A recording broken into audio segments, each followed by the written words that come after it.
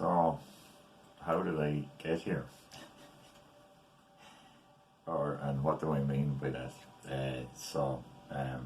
What I mean by that is, as I referred to in a couple of the early videos, I would say that my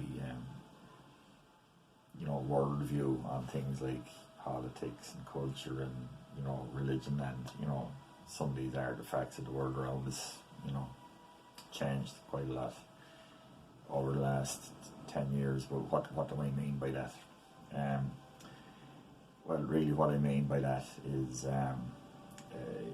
throughout my adult life, I'd have had a very default left position, really, and by default I mean just simply this is a very kind of unexamined position, not in any particularly mad way at all. I mean, this is just the world I grew up in. I had my music that I loved and films and all these different things, and the culture around me, and would have been very kind of disgruntled with the religious belief system I was brought up with, all those basic things, but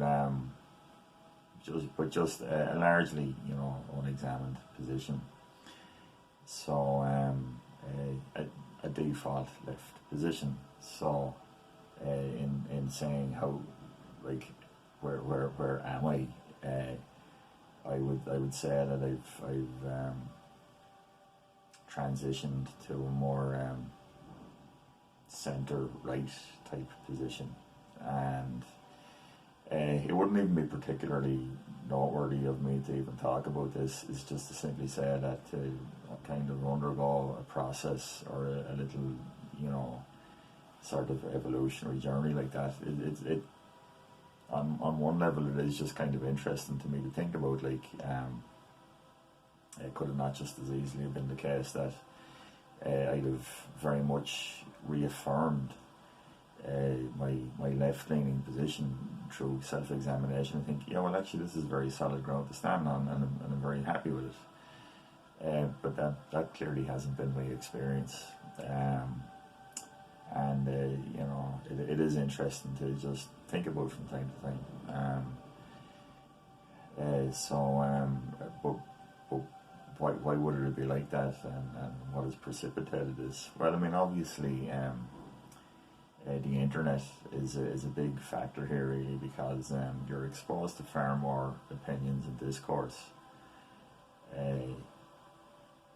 which will help obviously around your view, but it's not quite that simple either, though, because I absolutely, when I became an online person 13 years ago, I gravitated towards the secular stuff, the new atheist stuff, the YouTube atheist community, and as an offshoot of that, the types of things like the Young Turks, the Majority Report with Sam Cedar, the David Pacman show, all stuff that I just found extremely informative, or it certainly I was hearing voices that seemed to say, yeah, that's exactly how I feel about the world around me. It is these positions, and that was seemed to be good enough. I've seen religion wonderfully deconstructed, and they just is the solid attack, of just dismantling belief systems and trying to point out the parochialism of it, and all the good reasons to just say, well, I'm just abandoning that in its entirety, and that's fine. But the fact of the matter is that having immersed myself in that, and immersed myself in resources that criticised the right and criticised religious belief relentlessly, and tried to put forth a much more enlightened worldview, I just started to see that the resources themselves were they just started to hit me wrong or strike me as a little bit off sometimes. And probably the best example I can draw of is the YouTube channel The Young Turks, and most specifically the driving force behind that show, a chap called Cenk Uygur. I first discovered that in 2008. Barack Obama had just been elected President of the United States of America, and it was a time for change and hope. And a show The Young Turks did a very good line in mercilessly skewering the critics of Obama, and on a wider scale, just any kind of type of conservative voice. And I found that wonderfully entertaining, all these horrible, conservative, Republican, religious types, just they're all being brushed to the side now, and a really, wonderfully intelligent, insightful, and yet compassionate, kind of force is now coming to the fore. Which, happy days. This is great, but just over a period of time, over a period of years, as you're seeing channels like that, and the Majority Report and Secular Talk and the David Packman Show, all that, and many more, and like the likes of some of the atheist YouTube community, Steve Shives, the amazing atheist, and the Bible Reloaded, Hugo and Jake.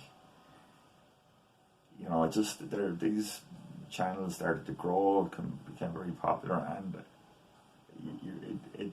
you just started seeing small instances where the content they were producing, you started to strike you as a little bit off-putting,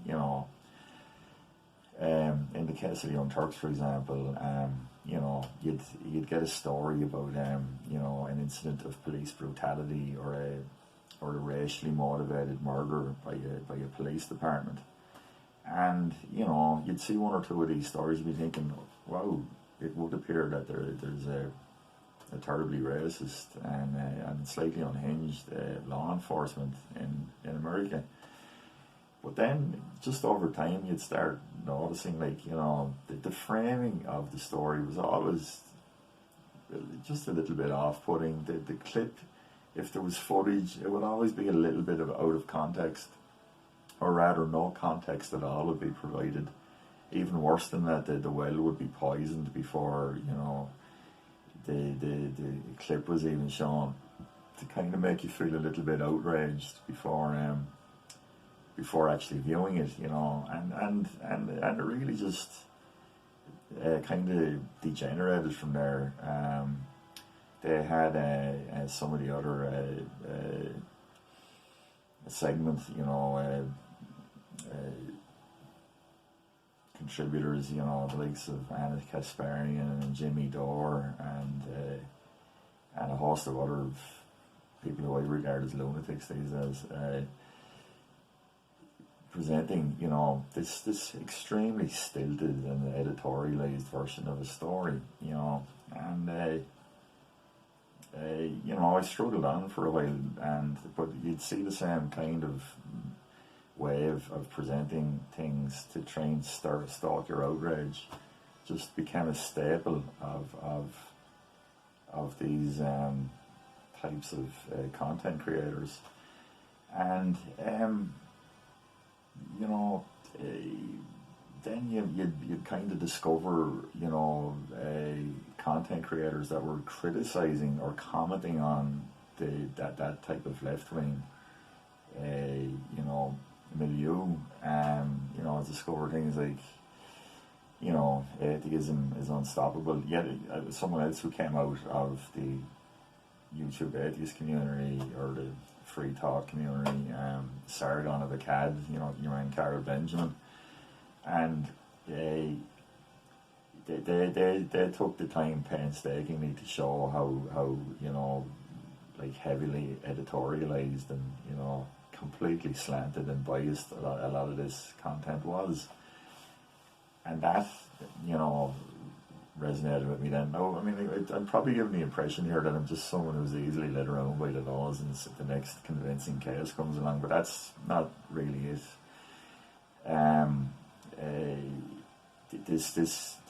The last 10 years has been the only time I've ever applied any really critical thinking to anything I've consumed or allowed to inform my worldview up to that point.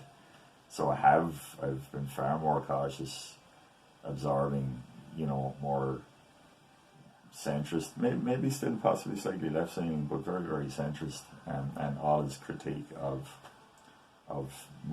much further left, or I should say further left content. And that was fine. And I mean, look, here's an example, right? This police brutality thing. Well, I mean, what the hell has it got to do with us here in Ireland? Nothing really, But the fact of the matter is, though, that we have something like the George Floyd case. It isn't any direct relation to us. We don't know the protagonists, and why must it be international news? Except it was absolutely massively so, and signal boosted to a massive extent to ensure that it was. And while we can comfortably and easily say it's nothing directly to do with us, but the activism did come over, and it did come over to Britain and Ireland and continental Europe and everywhere else. So it does have an effect, and it demands your attention. And if activists saying that this fundamentally, desperately broken, system of law enforcement in America is worth international condemnation of, then if we're receiving that message, we're allowed to absorb that message, reflect on it, and give our opinion on it. Okay? And that's what I personally, to some degree at least, feel compelled to do. Now, I'm only drawing that one example, of course, because that just blossoms out into so many other areas now. How narratives are forming that are based on critical race theory, and again, you could say, well, you shouldn't still be referring to America. Can you not just enjoy your life in Ireland untroubled by any of these things? But the fact of the matter is, we do eventually import a lot of that culture, and we a policy of some description can derive from the centre of power will filter down, and your government and your local authority or whatever, or will eventually seek to promulgate that. And once again, we simply have the choice of saying, well, it's okay, it's fine, it's not a problem, it doesn't really affect us, really, or we can reflect on it, and we can mull it over, and we can apply our own thoughts to it, and see if we can assess how we feel about it or what we think about it. And again, this is, for me, this is part of that actual continuing evolutionary steps of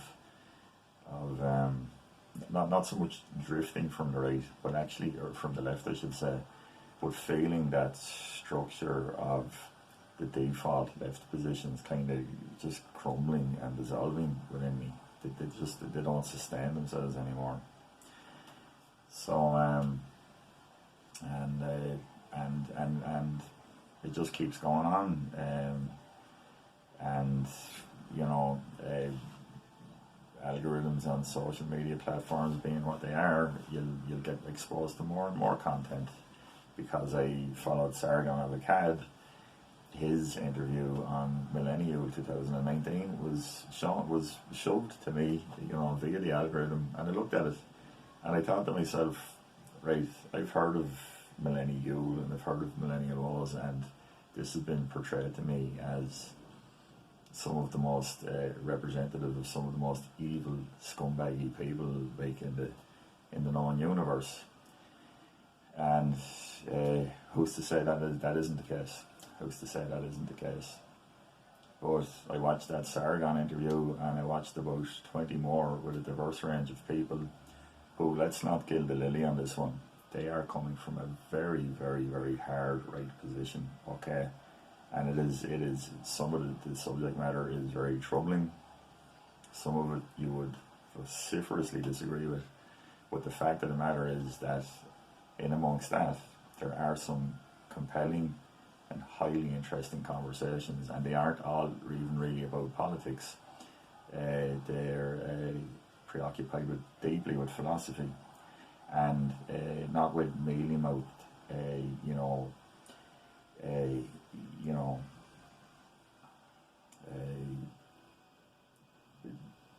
catchphrases like, diversity is our greatest strength and multiculturalism is the only way forward. They're preoccupied with your sense of worth and your sense of your place in the community around you, and that's and how you feel about this mania for deconstructing and recontextualizing every good, useful convention you've known throughout your life to define them almost out of existence. And that to me is far more important subject matter than much of what gets presented to us as the issues we should be vexed or care, be preoccupied daily. And that is the journey, so to speak. It's been open to hearing a lot of very, very different points of view. Some from the fringes, some from the centre. I think a lot of us end up gravitating back to the some version of the middle ground or the centre ground anyway, because more and more, the more opinions and the more the well articulated thoughts of people, coming from vastly different positions, you'll just relearn and understand over and over again that it is actually impossible and not remotely desirable for everyone to completely agree with each other about everything. We have to have that tension constantly of disagreement, or, if you'll permit me sounding like an insufferable arsehole, you need that dialectic of the thesis, the antithesis, and the synthesis from that. Okay, so now this is part of where I am now. I feel compelled to critique, culture or its manifestations, how news is presented to us, and that just unfortunately or fortunately is for me. I am in that constant process of how news is presented to me. I can't stop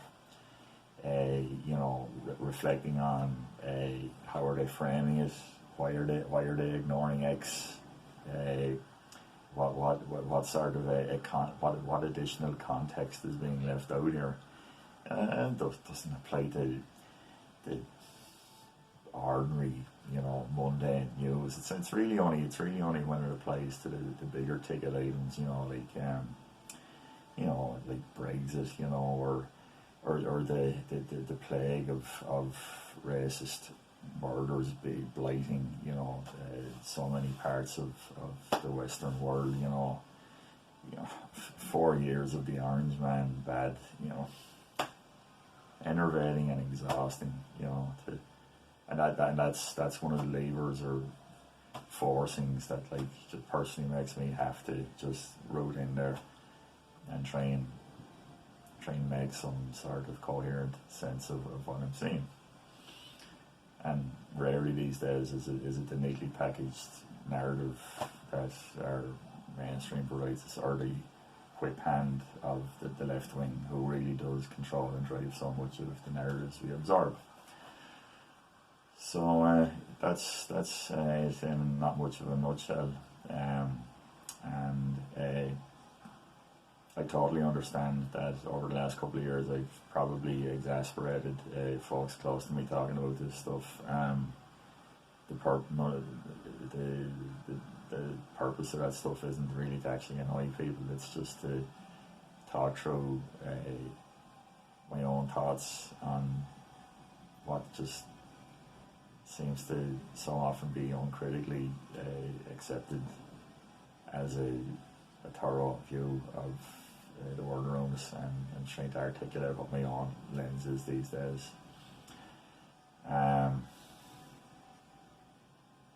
And you could just write it all off and just say, well, you know what, the hell with it, it's just, why even dip your toe in the water, and it's a fair point, it really is a fair point.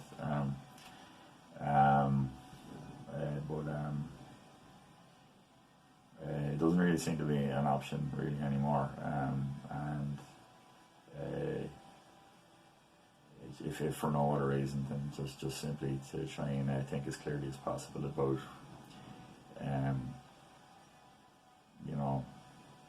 anything from politics to what passes for so much of our culture to news, and just try and reason your way through it, so once again, not particularly profound. I'm sure people could articulate these points and possibly even refute me quite a lot of it. I'd be open to it, But the only thing I will say to conclude is I've interacted with a lot of folks at this stage, mostly online, some in real life, and the path or journey, if you must call it that, or would like to refer to it as that I'm describing, seems to be quite common. Default left-leaning, unexamined largely for the most part, and then folks just saying it was this or it was that, it was hearing a bit of additional information that I hadn't really thought about before, and seems to have nudged them away into the centre right, where I would consider myself, and possibly, I'm sure, plenty folks further than that, or but it is what it is, and it's